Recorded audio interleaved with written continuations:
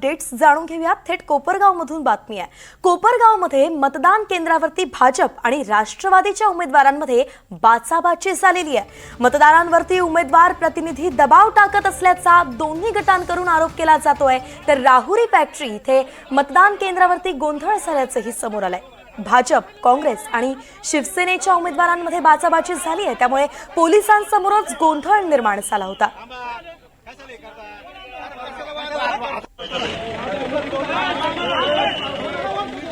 सुनील दवंगे आपले प्रतिनिधी आपल्या सोबत जोडले गेलेत। सुनील, काय सांगाल, या गोंधळाचं नेमकं कारण काय? वैष्णवी, अहिल्यानगर जिल्ह्यामध्ये आज 4 ठिकाणी जे आहेत ते नगर परिषद नगरपंचायतच्या निवडणुका होत आहेत, तसे इतर ठिकाणी सदस्यांच्या निवडणुका सुरू आहेत।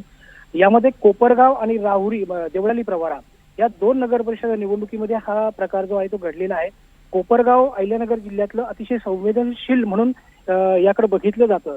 खरं तर या ठिकाणी काळे कोल्हे आणि आता इतर जे असे यांचं प्रतिष्ठा जी आहे नेत्यांची पणाला लागलेली आहे, त्यामुळे बारीक सारीक गोष्टीवरून या ठिकाणी कुरबुर नेहमी चालूच असते।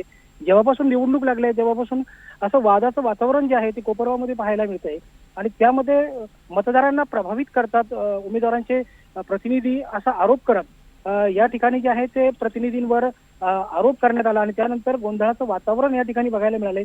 खरं तर कोपरगाव नगर परिषदेमध्ये पोलिसांनी 200 मीटर अंतरावरती उमेदवारांनी यांना उभं राहण्याची बूथ लावण्याची परवानगी दिलेली आहे। मात्र अनेक वेळा बघितलं तर उमेदवार असतील किंवा त्यांचे प्रतिनिधी ते मतदान केंद्रामध्ये आतमध्ये जाताना दिसून येतात, त्यावरून हा सगळा प्रकार घडलाय। जसं राहुरीमध्ये देखील शिवसेना असेल, भाजप असेल किंवा इतर पक्षाचे जे लोक होते त्यांच्यामध्ये देखील बाचाबाची झालेली आहे।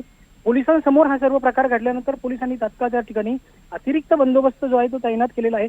अनुचित प्रकार कुठलाही घडून दिलेला नाहीये, मात्र जे बाचाबाची करणारे किंवा इतर उमेदवार प्रतिनिधी जे असतील त्यांना बूथच्या बाहेर म्हणजे 200 मीटर अंतराच्या बाहेर घेऊन गेलेला आहे। सध्या परिस्थिती जरी नियंत्रणात असली तर ज्या ठिकाणी अशा प्रकारचा गोंधळाचं वातावरण निर्माण झालेलं आहे त्या ठिकाणी पोलिसांनी अतिरिक्त कुमक बोलवून या ठिकाणी वातावरण शांत ठेवलंय।